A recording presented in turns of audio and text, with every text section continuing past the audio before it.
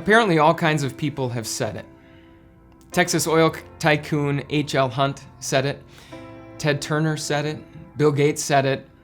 Even Donald Trump said it. All of those people have said, in effect, that in the game of life, the best way to measure who's winning is with money.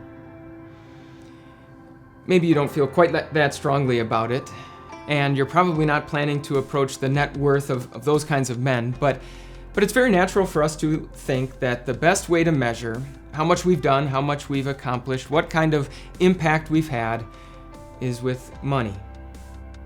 Maybe that's why generosity is sometimes such a challenge for us.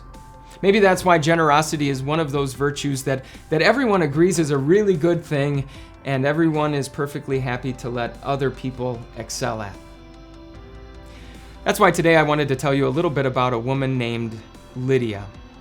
It seems as though Lydia was a very successful woman. We're told that she was a dealer of purple cloth, a very expensive commodity in biblical times. And so if money really is a way of keeping score, we could probably say that Lydia was winning. But when the Apostle Paul came to the city of Philippi and shared the good news about Jesus with Lydia, Lydia began immediately sharing what she had with the Apostle Paul. We're told that she insisted that Paul and his traveling companions stayed in her home. As the church in Philippi continued to grow, they continued to meet at Lydia's house. And it seems as though Lydia's generosity permeated this congregation and even became sort of a defining characteristic.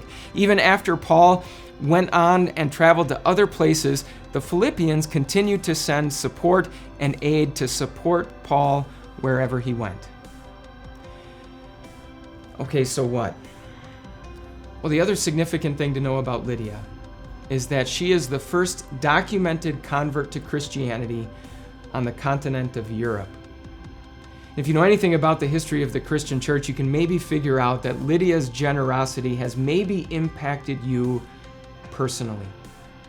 The good news about Jesus came to this country, came to America from Europe. Many of us can even trace back our personal ancestry to Europe. So as Lydia was generous with what she had, as she continued to support the spread of the gospel in Europe, not only did it have a widespread effect, but for many of us, it also had a very personal impact. To think that of all the ways that we can spend our money, out of all the things that we can do with the resources that God Himself has given us, that we could take some of that and use it to support the gospel. Use it to have not just an impact that is widespread, that sometimes spans centuries and continents, but to have an impact that literally stretches into eternity. It's no wonder that Paul compared generosity in support of the gospel to what a farmer does, to a farmer sowing seed. No farmer would ever buy tons and tons of seed, pile up his seed to the brim of his silos and say, look at how much seed I have. Look at how obviously I'm winning in this game called life. No, a farmer only buys seed so that he can sow it generously and abundantly so that he can fill up those very same silos with grain. And in the very same way, Paul says this: he who supplies seed to the sower and bread for food will also supply and increase your store of seed, and will enlarge the harvest of your righteousness. You will be enriched in every way so that you can be generous on every occasion. And through us, your generosity will result in thanksgiving to God. Just like a teeny tiny seed, even a little bit of generosity can have a tremendous impact. Well, hey everyone, Pastor Mike here from Time of Grace. Did you know there's a brand new way to get connected to God's Word and get that daily dose of encouragement that so many of us are looking for? It's the all-new Your Time of Grace app. Did you know that you can now search by pastor, by topic, by series, or just browse the hundreds of videos that we have here to encourage you in your walk with God?